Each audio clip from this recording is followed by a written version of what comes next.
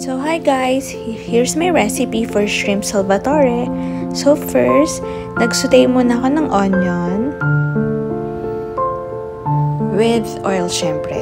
Tapos inuna ko yung ulo ng hipon and mix lang. And then after that, nilagay ko na yung garlic.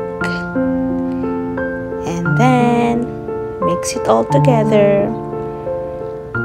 Pagkatapos, nilagay ko na yung deveined shrimp ko. Talagang tinanggal ko na yung mga dumi niya.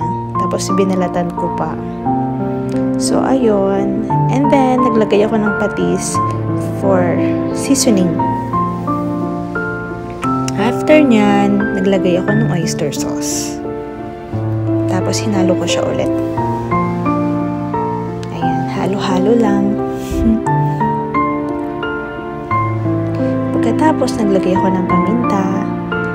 Yung shrimp ko pala, pinili ko yan sa Carrefour. Nagpa-online grocery ako today. Within 60 minutes, ma-receive mo na yung mga in-order mo online. Tapos, naglagay ako ng garlic powder.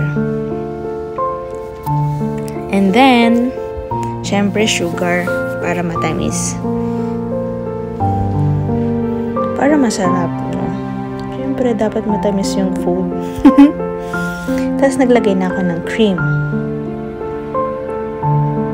Tapos, hinalo ko sila ulit.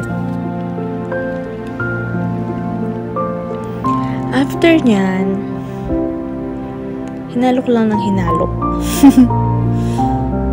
Naglagay ako ng butter. At, tsaka ng cheese.